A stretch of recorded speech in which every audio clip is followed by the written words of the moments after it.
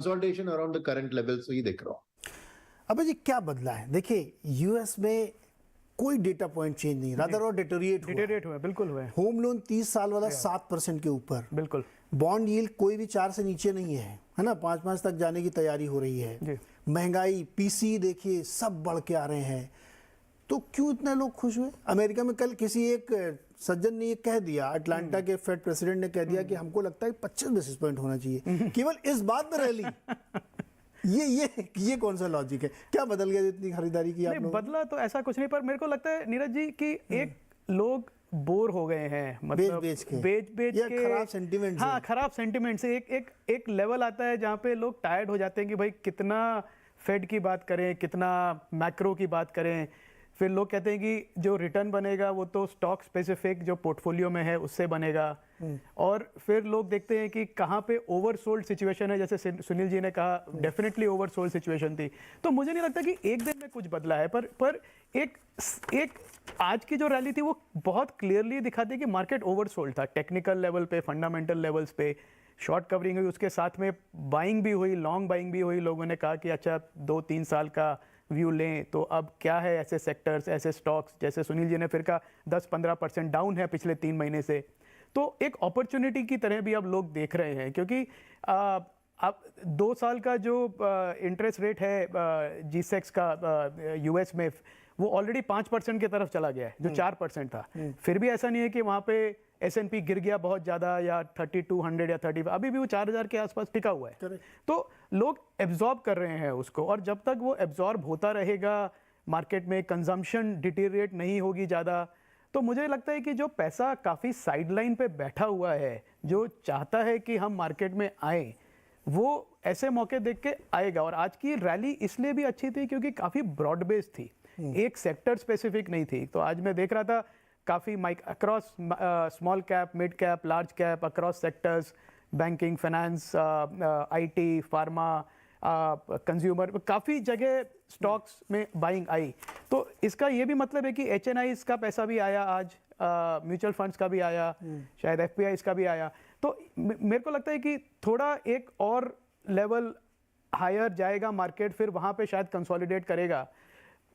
कभी भी सर्टेनिटी तो नहीं मिलेगी इस मार्केट को, ये कहने कि अगले 6 महीने में कोई तकलीफ नहीं है आप ले लो। वो तो कभी ना कोई एल नीनो रहेगा, नहीं तो कुछ और रहेगा, नहीं तो कोई ब्रेक्सिट रहेगा, नहीं तो वो कुछ ना कुछ तो होगा ही। वो तो लड़के ही जाना है उस सब चीज़ों से।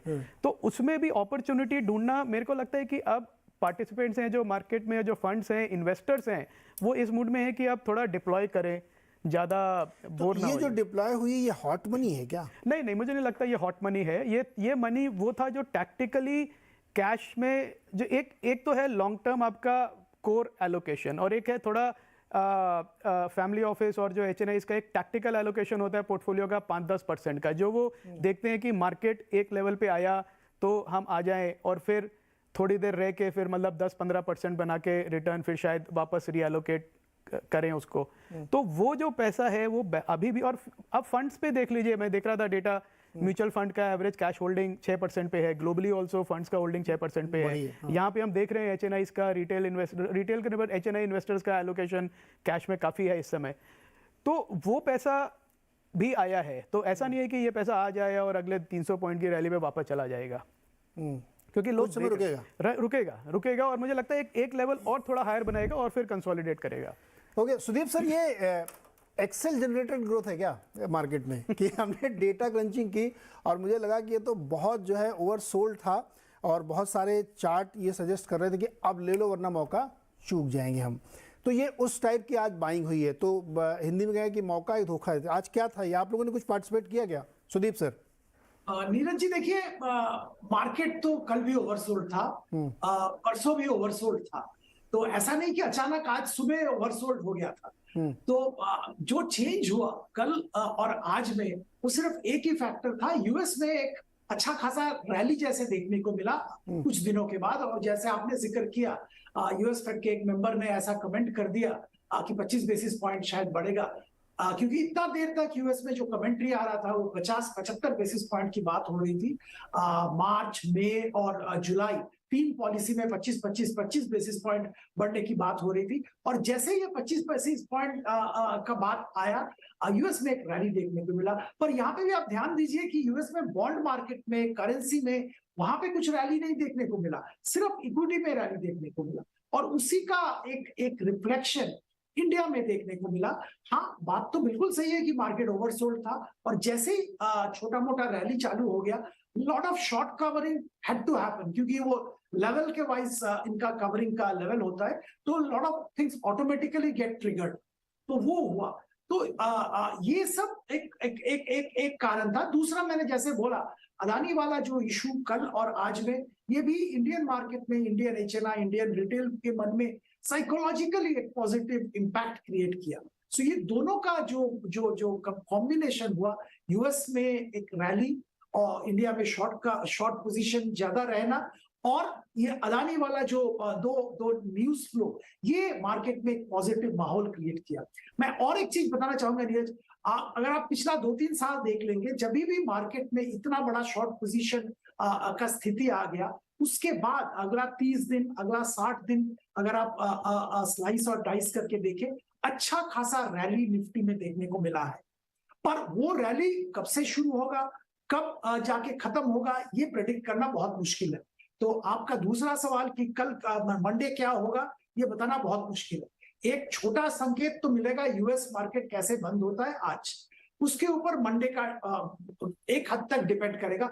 अगर रैली यूएस में कंटिन्यू करता है, तो शायद मंडे भी हम लोग कंटिन्यूएशन देखेंगे। पंकज जी, 4 दिन की चांदनी है या ये कंटिन्यू रहेगा? ये सवाल मैं इसलिए दोबारा से मैं इसको रिफ्रेश करता हूँ थोड़ा। लास्ट 10-15 दिन में देखिए एक ब्रॉडर रेंज बनाई मार्केट ने, है ना, और उसमें बैंक निफ्टी बहुत रेजिलिएंट था, वो तो हिलता ही नहीं था, वो मजबूती के साथ खड़ा था। निफ्टी बेचारा कई बार डाइवर्जन भी हुआ कि एक गिर गया एक चढ़ा रहा, ये भी कई बार देखने को मिला।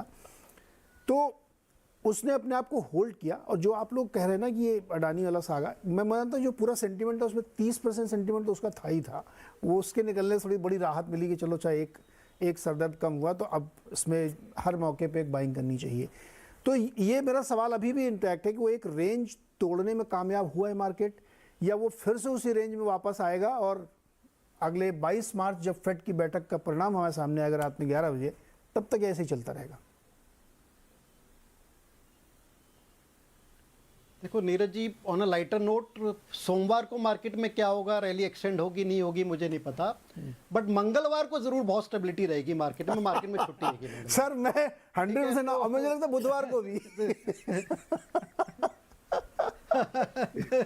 तो कह रहे नहीं भाई, coming back to the specifics, देखो मेरे को नहीं लगता कि एक दिन की रैली को वी कैन एक्सट्रपोलेट दैट और उसको हम ये कह दें कि नाउ रोजी डेज बैक और greener grass is ahead of us, उसको हम नहीं मान सकते, क्योंकि we have seen these kind of events in last so many weeks, so many months, time and again. क्योंकि जो बेसिक मार्केट में इश्यूज हैंगे वर्ष 2023 में, मेरा ये मानना है कि वर्ष 2023 एक इक्विटी मार्केट के लिए it's a year of challenges, और ये हमें नहीं भूलना चाहिए कि आज के दिन जो अच्छे डेट इंस्ट्रूमेंट्स हैं, डेट के पेपर्स हैं, 8 से 9.5% में अवेलेबल हैं टू द एचएनआई इन्वेस्टर्स, और ये तो स्पेसिफिक डाटा पिछले दिनों थ्रो ही किया जा रहा है, और हम ये खुद रियलाइज कर रहे हैं, हम देख भी रहे हैं since being active market participant by ourselves, कि रिटेल निवेशक या रिटेल पार्टिसिपेशन में एक थोड़ा सा लल आ रहा है, एक थोड़ी सी लेथार्जी आ रही है,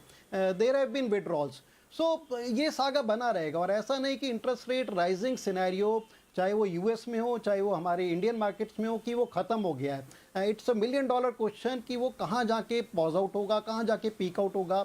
बीच बीच में कई ऐसे अंतराल आए जहाँ लगा कि शायद अब पीक आउट हो गया है, and we may be nearing to a phase कि जहाँ पर चाहे वो यूएस फेड हो या इंडियन आरबीआई हो कि रेट कट्स की बात कर सकता है, बट बार बार हम डिसअपॉइंट हो रहे हैं उस बात पे। So I think that scenario is still on, अभी भी बहुत सारे प्रश्न चिन्ह है उस चीज़ में, तो मैं उस चीज़ को जंप नहीं करूँगा कि कहाँ पर जाके ये रेट स्टेबलाइज होंगे। तो उस चीज़ को मद्देनज़र रखते हुए मेरे को लगता है again it's a range bound market. Market के टेक्निकल्स पे शायद आज मार्केट बिहेव कर रही थी, बहुत ओवरसोल्ड हो गई थी मार्केट, और एक जो हम अपने केमिस्ट्री में शब्द होता है कि catalyst, market was looking for a catalyst और अ इवेंट कि एक शॉर्ट कवरिंग देखने को मिले, और वो इवेंट 15,000 करोड़ रुपए जो अडानी ग्रुप में आया उस इवेंट ने दिया। Whether it will extend for next few days, it could very well extend, but मेरे को नहीं लगता कि the worst is over in the market. मेरे को लगता है कि मार्केट रेंज में चली रहेगी। It has become a trading market. और ये नहीं भूलना चाहिए आने वाले वक्त में अगर हम 4-5 महीने आगे चले जाएं वर्ष 2023 में, मार्केट या rather country will get into election mode. काफ़ी मेजर स्टेट इलेक्शंस और उसके बाद बहुत ही मेजर लोकसभा इलेक्शंस है। ठीक है, मैं थोड़ी आगे की बात कर रहा हूँ उसमें। सो मेरा ये मानना है कि it could be a trading market. You will have to be very stock specific, you will have to be very sector specific, और कहाँ कहाँ पर सेक्टर चर्निंग हो रही है, कहाँ कहाँ सेक्टर रोटेशन हो रहा है, कहाँ कहाँ के न्यूज़ फ्लो हो रहे हैं, तो काफ़ी आपको अपने आप के जो आइज और ईयर्स खोल के रखने पड़ेंगे। बट वन साइडेड मार्केट नहीं माननी चाहिए। एंड डेफिनेटली जो हमने अभी रिसेंट बॉटम देखा 17,200-300 का, ये कहना कि